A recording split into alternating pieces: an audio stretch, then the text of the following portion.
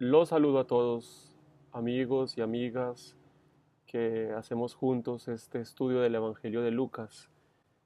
Los que hemos continuado y hemos realizado el estudio versículo a versículo, nos encontramos en este momento en la casa de Zacarías y de Isabel, asistiendo a uno de los encuentros entre dos mujeres más famosos de la historia de la Biblia. Lucas nos ha presentado dos anuncios del nacimiento de dos niños, Juan, a quien conoceremos como el Bautista, y Jesús, que será llamado Hijo del Altísimo. Estos dos personajes deben ser puestos en relación, y lo que Lucas hace es presentarnos esa historia en la que se vienen en encuentro una madre junto a la otra. Cuando uno lee el Evangelio de Juan, el capítulo primero, el versículo 29 a 34, nos encontramos con una sorpresa interesante.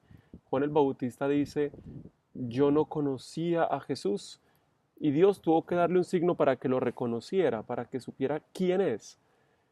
Esto se estrella directamente con lo que estamos estudiando en el Evangelio de Lucas, y lo que nos da a entender que este encuentro entre esas dos mujeres es una creación que Lucas hace para juntar dos tradiciones que para él van a ser muy queridas. Quiere que sus dos personajes centrales se junten, se encuentren incluso antes de nacer a través de sus madres. El relato es una alabanza a la maternidad. María sale de su lejana Nazaret para ir al encuentro de Isabel. En este caso es María la que honra a Isabel, es María la joven la que va a presentarle sus felicitaciones a la mujer anciana de la que acaba de escuchar la buena noticia de su embarazo.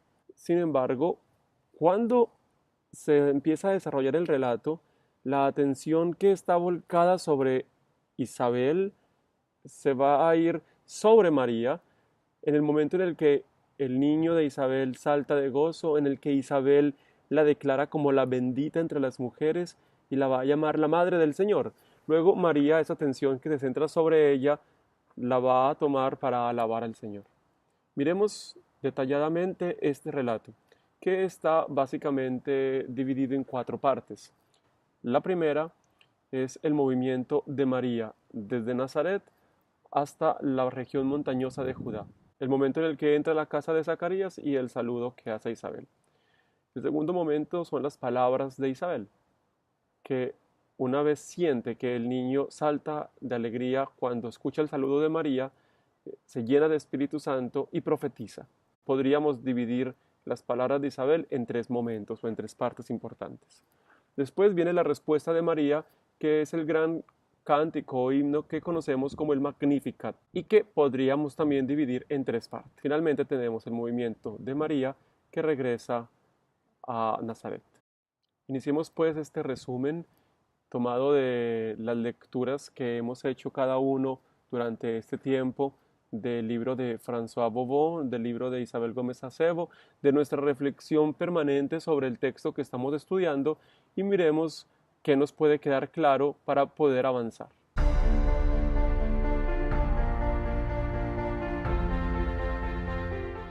El texto inicia diciendo que María se levanta y se pone en camino deprisa hacia la región montañosa de Judá. Esta acción es una acción bastante osada de parte de María, un viaje para una niña de 13 o 14 años, que es la edad que se espera de María de Nazaret en este momento. Es un viaje bastante peligroso, no solo por los peligros reales del camino, un viaje de casi 4 días, sino también por la reputación de lo que implica una mujer viajando sola en la época antigua. Sin embargo, Lucas se salta todas estas convenciones porque está muy interesado en unir a estos dos personajes en este momento importante de sus vidas. Cuando nos hacemos la pregunta, ¿por qué sale María hacia la casa de Isabel? ¿Qué es lo que la motiva? Algunas personas han dicho de una manera sin ningún fundamento que es para ocultar el embarazo, lo que se cae por su propio peso porque el mismo texto de Lucas dice que María regresa aún antes de dar a luz. Entonces no tendría ningún sentido el ocultarse al inicio del embarazo. El ángel no le está pidiendo que vaya a la casa de Isabel, por tanto, no es un acto de obediencia, es más bien la necesidad de compartir experiencias que solamente una puede comprender en la otra. ¿Por qué una mujer que pasó la menopausia y que además es estéril, que queda en embarazo. Una mujer que es virgen y que también queda en embarazo. Esas dos realidades parecen más bien del mundo de la ficción que del mundo de la realidad. Y hay un firme elemento de fe que les permite comprenderse mutuamente y María quiere compartir esto con Isabel. Además, como han dicho los teólogos espirituales, María se pone en camino porque sabe que Isabel va a requerir de ella. Es un acto de servicio lo que María hace. En la escritura, el alzarse y ponerse en camino tiene un significado aún mayor. Hombres y mujeres del Antiguo Testamento, cuando han sentido la palabra de Dios y han comprendido la voluntad de Dios, se han alzado y han empezado la marcha. Entonces, de alguna manera, Lucas nos está mostrando que, a diferencia de Zacarías, que escucha el anuncio y no cree y se tiene que quedar mudo y no hace absolutamente ningún anuncio de lo que le ha ocurrido a él, María acoge la palabra de Dios con fe y no se puede quedar en casa, sino que tiene que alzarse y empezar la marcha. No es una acogida solamente de palabra, sino también de obra. El texto de Lucas señala 3 veces la dirección, es decir, va determinada hacia la región montañosa, a una ciudad de Judá, a casa de Zacarías.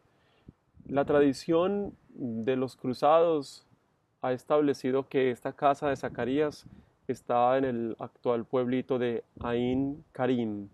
Allí se encuentra el lugar en donde se venera este encuentro de 2 mujeres. María entra a casa de Zacarías, pero Zacarías no es el personaje central, él es mudo, no puede hablar.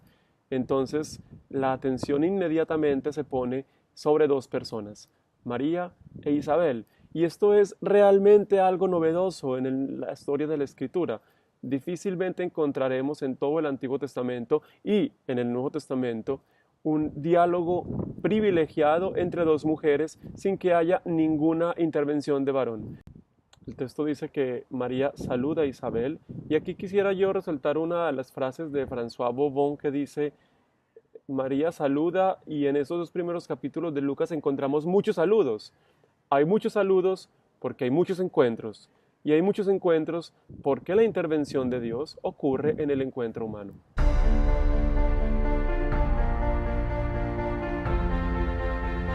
El versículo 41 dice que cuando María entró en casa y saludó a Isabel, la criatura que estaba en el seno de Isabel saltó en su vientre. Y esto nos muestra que Juan está realizando ya su misión como precursor, como aquel que anuncia, que abre las puertas, que va delante del Salvador.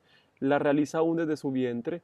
Él es el primero que se alegra, es el primero en recibir al Señor que viene en el seno de su madre, y de alguna manera todos los demás que vamos haciendo lo mismo, recibiendo al Señor presentado por María, nos incluimos en esta alegría inaugurada por Juan. Inmediatamente se llena Isabel del Espíritu Santo, que esto es importante, no solamente porque Lucas va a mencionar esa expresión de llenarse del Espíritu Santo muchas veces, sino porque las palabras que Isabel va a pronunciar siguen siendo palabras que vienen de Dios. Si ella está llena del Espíritu Santo, entonces Dios quien va a hablar, es Dios quien continúa dando su mensaje, ya no a través de un ángel, sino a través de una mujer a la que llena con su espíritu. Las palabras de Isabel son palabras proféticas, podríamos dividirlas en 3 partes. Una con relación a la acción de Dios en María. La segunda, unas palabras centradas sobre ella misma. Y la tercera, una alabanza de la creyente. Miremoslas con detenimiento.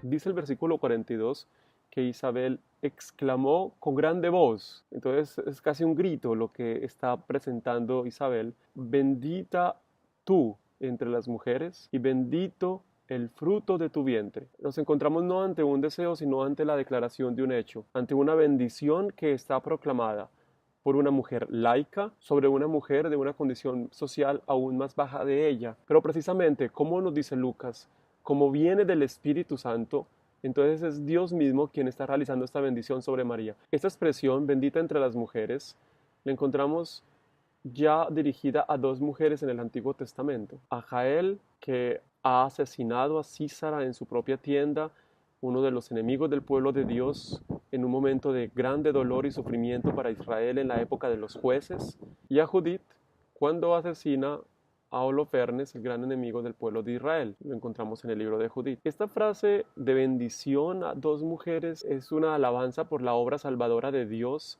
a través de ellas, que valientemente se enfrentaron al enemigo y Dios lo dio en sus manos, no en las manos de un valiente guerrero militar. En nuestro caso, María no es ni una guerrera ni ha asesinado a ningún enemigo de Israel, y sin embargo, la misma acción que Dios realizó a través de Jael y de Judith, que fue salvar a su pueblo de los enemigos, lo está haciendo a través de María, pues su hijo es precisamente el Salvador. Bendita tú entre las mujeres es una forma semítica, como los judíos construyen la expresión que en español sería tú eres más bendita que todas las mujeres, es un superlativo. Esta bendición, bendita eres entre las mujeres, bendito el fruto de tu vientre, es la acción de Dios realizada sobre personas alejadas del centro, alejadas del templo de Jerusalén, porque Dios está realizando una bendición nueva, una bendición que surge de su iniciativa y no precisamente del sistema cultural.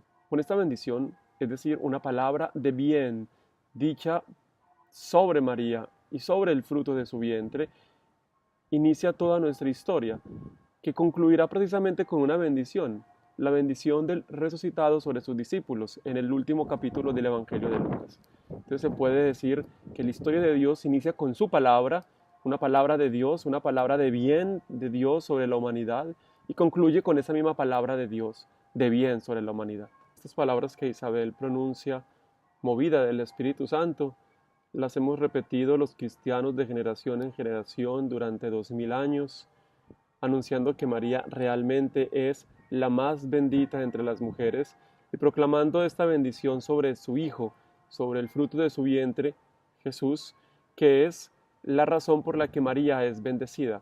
Es el Hijo quien bendice a la Madre, es el Hijo quien nos bendice a todos. Después, Isabel pasa a centrar la atención sobre ella, y lo primero que hace es un reconocimiento de la grandeza de María y de su pequeñez, cuando pregunta, ¿cómo es que se me concede a mí este honor? ¿De dónde a mí? ¿Por qué a mí se me da que la madre de mi Señor venga a mí? Isabel utiliza un título, la madre de mi Señor. Señor solo se usa en el Antiguo Testamento para referirse principalmente a Yahvé. Cuando los israelitas dejaron de pronunciar el nombre de Yahvé, iniciaron a llamarlo sencillamente Señor. Adonai, la traducción de Adonai al griego es Kyrios, y esa es la expresión que Isabel utiliza. Pero también encontramos la palabra Señor usada para el Mesías Rey esperado. El Nuevo Testamento usa al Señor para referirse a Jesús resucitado, y Lucas lo utiliza incluso para Jesús antes de la Pascua. Varias veces en el que Jesús ejerce su soberanía en las acciones que realiza, Lucas va a utilizar la palabra Señor. Aquí es la primera vez que se va a utilizar. Casi que lo que hace Isabel es reconocer que detrás de la visita de la madre de mi Señor está la visita del Señor. El Señor la visita, y esta idea de la visita que el Señor le hace va a ser muy importante en todo el Evangelio de Lucas. Casi que podríamos atrevernos desde ya, y más adelante lo iremos comprobando a medida que lo encontremos en el camino, que para Lucas Jesús es la visita de Dios que debemos reconocer. Y desde aquí ya Isabel está sintiendo que el Señor la está visitando en la madre. La pregunta que Isabel se realiza, ¿quién soy yo para que me visite, para que venga a mí, la madre del Señor? Casi que podríamos parafrasearla, ¿quién soy yo para que el Señor me visite? Será la pregunta que cada creyente tendría que hacerse cuando reconoce que el Señor le está visitando personalmente a través de la fuerza del resucitado. Isabel entonces inicia con una explicación, una interpretación de lo que acaba de ocurrir en su vientre. Dice que saltó de alegría debido al saludo de María. Este acto de interpretar el movimiento de los niños en el vientre materno no es algo realmente nuevo en la tradición bíblica. Recordemos que cuando Rebeca tiene a Esaú y a Jacob en su vientre, encuentra que hay movimientos entre ellos y hace una interpretación de lo que serán. En mi vientre hay dos naciones y esas dos naciones estarán en guerra. Esto mismo que Rebeca hizo al interpretar el movimiento de sus dos hijos en el vientre, lo hace Isabel diciendo, se alegró con tu saludo, se alegró con la presencia del Señor que viene a mí, y como precursor, esto ya es nuestra interpretación, está anunciando la alegría que cada persona debe tener en el momento en el que recibe la visita del Señor. Finalmente, Isabel concluye con una bienaventuranza. Bienaventurada es la palabra en español que traduce la palabra griega Makaria, bienaventurado, Makarios. Es muy difícil de traducir, es una palabra muy importante en la literatura sapiencial porque indica la correcta elección de la vida. Normalmente quien elige bien la vida es Macarios, alcanza la plenitud, expresa la idea de la realización humana, de la plenitud alcanzada porque se ha tomado la mejor decisión de la vida. Y tiene que ver entonces con lo que hoy llamamos felicidad, con lo que llamamos ser auténticamente humanos, no equivocar la vida. Tiene que ver con esto de ser Macaria. En nuestras Biblias habitualmente en una palabra más tranquila y común se traduce como feliz o dichosa. Precisamente María es esto, María es aquella que no ha equivocado la vida, es aquella que ha tomado la mejor decisión, es aquella que en sus opciones ha hecho aquello que la lleva a ser realmente humana, a realizarse plenamente. ¿Y qué es esto que María ha hecho? Ha creído. Isabel dice que ella es la que ha creído que se realizará todo lo que el Señor le ha prometido. Esto nos lleva a algo que dijimos en el episodio pasado sobre los motivos de la bienaventuranza y de la bendición de María. María es verdaderamente la bienaventurada, es la feliz y la bendita, no solamente por motivos biológicos, no solamente porque su seno ha concebido al Hijo de Dios, sino precisamente porque ha acogido primero en su vida de fe la palabra de Dios. Y esto abre a todos la posibilidad para que compartamos esa misma felicidad que ella ha tenido, para que podamos tener la misma opción de vida que ella hizo al decidir creer que todas las palabras que venían de parte de Dios se cumplirán. Es interesante que sea precisamente la esposa de Zacarías la que exalte a María porque ha creído, porque Zacarías se caracteriza precisamente por lo contrario, no creyó y por tanto en este momento está mudo y no puede decir ninguna palabra. Su esposa, en quien se ha cumplido la palabra de Dios plenamente porque ahora tiene un hijo en su vientre, puede decretar que María, que ha decidido creer, que ha escogido la senda de la fe, es realmente dichosa y no se ha equivocado. Esta experiencia abrumadora de lo que Dios hace en ella hace que María estalle en un cántico que conocemos como el Magnificat. Antes de iniciar la lectura del Magnificat, tenemos que decir una palabra sobre los cánticos. En los relatos de infancia encontramos 4 cánticos que son muy famosos aún para nosotros porque los utilizamos en nuestra liturgia y que conocemos por sus primeras palabras en latín: Magnificat, Benedictus, Gloria in excelsis, nunc dimittis. Durante muchos siglos se creyó ciegamente que estos cánticos eran expresiones espontáneas de alabanza de cada uno de estos personajes, que habían sido registrados por Lucas gracias a una intervención del Espíritu, porque no es posible que un cántico espontáneo sea registrado 70 años después de manera tan exacta, y que la coincidencia de lenguaje, teología y estilo era un resultado también del Espíritu Santo. Sin embargo, el estudio de la forma como Lucas escribe, el estudio literario de las formas a las que recurre en su narración y la verificación de el encaje artificial entre el cántico y su contexto. De hecho, es muy pobre el pegante con el que narrativamente se une la visita que estamos analizando con todo el relato de la misericordia dada a través de los tiempos, y mucho más en el caso del Benedictus, en el que Zacarías habla de la liberación de la mano de nuestros enemigos y de todos los que nos odian, para alabar a Dios por el nacimiento de un niño o una pareja de ancianos. Si uno llegara a quitar esos cánticos del relato, el relato incluso cobraría mucho más uniformidad y sería mucho más tranquilo en su lectura. Entonces uno se pregunta, ¿por qué fueron metidos allí?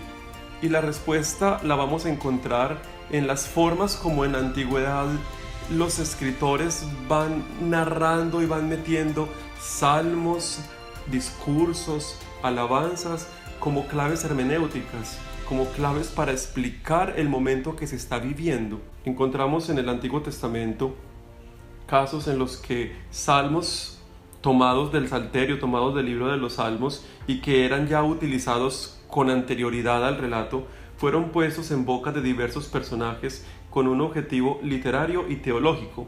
Por ejemplo, en el segundo libro de Samuel, en el capítulo 22, el autor insertó el Salmo 18 y el de Primero de Crónicas, capítulo 16, versículo 8 a 36, pone en boca de Asaf y de sus hermanos un collage formados por los salmos 105, 96, 106. Lucas conoce esa técnica. De hecho, va a usarla también en el libro de los Hechos de los Apóstoles, cuando a lo largo y ancho de su obra va poniendo en boca de los discípulos, Pedro, Pablo, Esteban, discursos con contenidos no solo muy similares entre sí, redaccional y teológicamente, sino que contienen la capacidad de explicar todo el alcance de los acontecimientos que los acompañan. Y de hecho, de explicar el plan salvífico divino del que da cuenta la completa narración lucana. Lucas va a utilizar esas narraciones que son anteriores a él, que él las encuentra ya compuestas en círculos cristianos o judeocristianos, y las va a adaptar para explicar el momento que se está viviendo, y lo va poniendo en boca de los personajes de tal manera que estos personajes sean no Lucas como narrador, sino estos personajes los que nos expliquen de qué se trata lo que está ocurriendo en ese momento en la narración. Entonces Lucas va a tomar 4 cánticos anteriores a él y los va a poner en el momento en el que María visita a Isabel, en el momento crucial entre los nacimientos de Juan y el nacimiento de Jesús, en el momento exacto del nacimiento de Jesús y cuando el Señor entra en el templo para ser presentado. Son momentos importantísimos que tienen que ser explicados y Lucas utiliza esos cánticos para hacerlo. Una pregunta que tendríamos que hacer es ¿de dónde toma Lucas estos cánticos? Los exégetas han dado muchísimas respuestas. La primera posibilidad era que Lucas los había compuesto. Lucas ha demostrado una impresionante capacidad de composición y de imitación de distintos estilos literarios. Estos cánticos son un collage hecho de citas del Antiguo Testamento. Un análisis cercano de ellos nos demuestra que cada frase es una alusión o una cita textual de un salmo. Son textos litúrgicos propios de comunidades y que Lucas pone aquí para que descubran para nosotros una nueva dimensión del sentido de los acontecimientos que sobrepasa lo que los personajes de la narración están viviendo. Magnificat es la primera palabra del himno en latín, Magnificat anima mea Dominum, que los cristianos sabemos a memoria. Es una alabanza individual, está dicha en primera persona, no es una alabanza directa sino indirecta a Dios, que cuenta las acciones del Señor. En la tradición de Israel, el Señor es alabado por su acción concreta en la historia. Difícilmente encontraremos un salmo de alabanzas abstractas, tipo alabado seas hermosura, soberano, radiante y luminoso, o cosas de ese tipo, porque en Israel se alaba a Dios por las acciones puntuales realizadas en la historia. Casi siempre una alabanza se introduce con la partícula porque, que en griego se dice hoti, y que vamos a encontrar 2 veces en el Cántico de María. En este caso María inicia porque ha mirado la condición baja de su esclava. Y después, porque el poderoso ha hecho obras grandes en mí. El primer verbo es megalino, exaltar, engrandecer, alabar, glorificar, podríamos decirlo. Nos encontramos ante un poema verdadero. con las técnicas de la poesía que no son las nuestras en español, sino que son propias del semitismo y además de este hebreo y arameo traducido al griego. Entonces, nuestro contexto de poesía quizás difiera un poco y tendríamos que hacer un esfuerzo para poder comprenderlo. Nos encontramos ante un paralelismo en el que la segunda frase normalmente no solo repite la primera, sino que la explica y la amplía. Glorifica, utilicemos esta traducción, mi alma al Señor. Se alegró mi espíritu en Dios, mi Salvador. Mirando este paralelismo encontramos que el Señor es ante todo el Salvador de su pueblo. Aunque nosotros utilizamos la expresión se alegra en presente en nuestra traducción litúrgica, se alegra mi espíritu en Dios mi Salvador. En el original es un aoristo. Aoristo significa un tiempo pasado y puntual. María alaba porque el Señor con su actuar ha llenado su espíritu de alegría. El cántico va a jugar con las antítesis, con la contraposición de cosas opuestas. La primera de ellas tiene que ver con la grandeza del Señor. La primera palabra es engrandece mi alma al Señor, o como dice nuestra versión española litúrgica, proclama mi alma la grandeza del Señor. Se pone en contraste con la condición baja de la esclava. En griego se dice tapeinosis y no se refiere a la humildad, porque el Nuevo Testamento usa otra palabra para referirse a la humildad o a la condición sencilla de las personas. Tapeinosis hace alusión directa a la condición social baja, a la condición de quien es pobre y marginal. Entonces se nos presenta un abismo entre la grandeza del Señor y la condición baja de María, que además es esclava, y el Señor que se abaja para mirar esta condición baja. Cuando Dios pone su mirada es porque no olvida a la humanidad. Su mirada es elección, es salvación. Como dice Levítico capítulo 26 versículo 9, los miraré a ustedes con buenos ojos y los haré crecer en número y mantendré con ustedes mi alianza. En todo el Magnificat subsiste el cántico de una mujer llamada Ana, la madre de Samuel, cuya historia la encontramos en los primeros 2 capítulos del primer libro de Samuel. Particularmente aquí hay una alusión a 1 de Samuel 1:10. Es la inspiración de este fragmento. Nuestras Biblias dicen que Ana oraba y decía así: si pusieras tu mirada en la aflicción de tu sierva. Sin embargo, en la Biblia de los 70, en la Septuaginta, que Lucas lee, no dice aflicción, dice tapeinosis, baja condición. Si pusieras tu mirada en la baja condición de tu esclava, desde ahora todas las generaciones me llamarán bienaventurada. Es la expresión que ya hemos visto que ha usado Isabel. Y en este caso nos encontramos con el trasfondo de una frase tomada de la matriarca de Israel, Lea, esposa de Jacob. En Génesis 30:13, Lea exclama: dichosa de mí, porque las mujeres me llamarán bienaventurada. Y llamó a su hijo Asher. María inicia a hablar entonces de las obras de Dios e inicia por su experiencia personal. Hizo obras grandes en mí. Esta frase, ha hecho obras grandes por mí, tendría que ser para nosotros una invitación a considerar también la obra de Dios en nuestras vidas. La alabanza inicia por la experiencia personal del acontecer de Dios en nuestra propia existencia. Si cada uno de nosotros tendría que empezar a escribir su propio Magnificat, ¿cuáles serían esas obras grandes que el Poderoso ha hecho por mí, que nos impulsan a la alabanza, que nos impulsan a adorar? María menciona el nombre de Dios, su nombre es santo, y la misericordia, que será un elemento muy importante en los cánticos y en todo el Evangelio de Lucas. Estas nociones de nombre y misericordia tienen que ver no con el ser de Dios, porque no es una meditación sobre su esencia, sino con la acción de Dios con su pueblo. Que Dios salve a su pueblo es una muestra de fidelidad a su nombre, a su ser.